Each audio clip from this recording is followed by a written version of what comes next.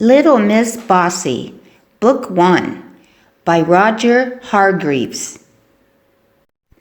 On Monday, little Miss Bossy went for a walk. She met Mr. Nosy. "Where are you going?" he asked. "Mind your own business," she retorted. On Tuesday, she met Mr. Noisy. He was singing. Noisily, of course. "Shut up!" she told him. On Wednesday, she met Mr. Happy. He was smiling, as usual. "Take that silly smile off your face," she said. As you can imagine, little Miss Bossy wasn't very popular, to say the least. Now, little did Miss Bossy realize, but somebody had seen her bossing Mr. Nosy about. And that same somebody had seen her bossing Mr. Noisy about. The wizard, whose name incidentally was Wilfred, went home thinking, "Something really ought to be done about Miss Bossy," he thought to himself as he walked along. When he arrived home, he went straight to his library and took down a large red book from a bookshelf. It was rather dusty, as it hadn't been read for some time. "Let me see now," he said to himself as he settled into an armchair. He turned to page 304. At the top of the page it said, "How to Stop People Being Bossy."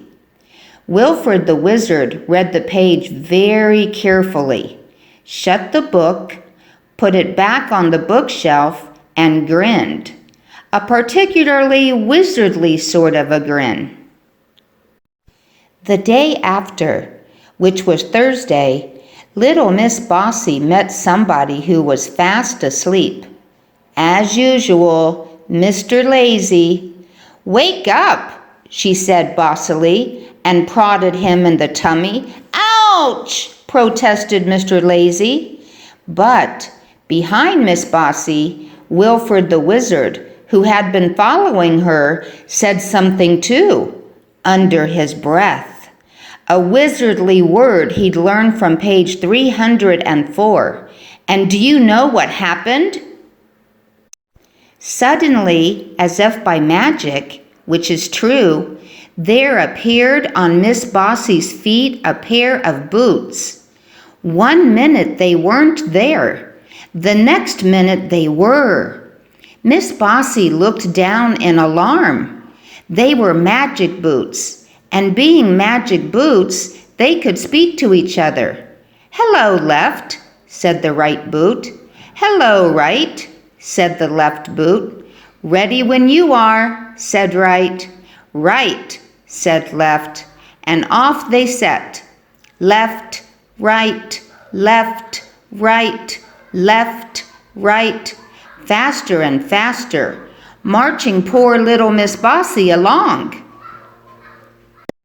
Little Miss Bossy couldn't do a thing about it. Mr. Lazy was much amused. "Well done, Wilfred," he chuckled. Wilfred winked a wizardly wink. Those boots marched little Miss Bossy for 5 miles. She was exhausted. "Ready, left?" said the right boot. "Ready," replied left. "Attend," said right. "Shun," said left, and they came to a halt. Little Miss Bossy was quite out of breath. She tried to take off her boots, but it was impossible. Along came Wilfred. "Those," said Wilfred, pointing to the boots, "are only for people who are too bossy." "Make them go away at once," cried Miss Bossy, stamping her foot. Well, at least she tried to stamp her foot, but the boot wouldn't. "We're out of stamps," chuckled right. Left giggled. "You do as I say," shouted Miss Bossy. "Ready when you are," said right. "Right away," replied Left. Quick, march. And they set off again. Left, right, left, right, left, right, for 10 miles. And then they stopped again, and along came Wilfred. Make these stupid boots go away, shouted Miss Bossy. Only if you say the magic word, replied Wilfred. Miss Bossy thought, and thought, and thought again. Please, she said. That's better, smiled Wilfred, and he said the wizardly word again, under his breath, from page 304. The boots disappeared, as if by magic. Now then, said Wilfred, sternly wagging his finger, stop being bossy, or you know what will happen. Miss Bossy nodded, miserably. Very well, smiled Wilfred, and went. And do you know something? From then on, until now off, little Miss Bossy was a changed person, not bossy at all. And you know why, don't you? You know what she's afraid of? Bossy boots!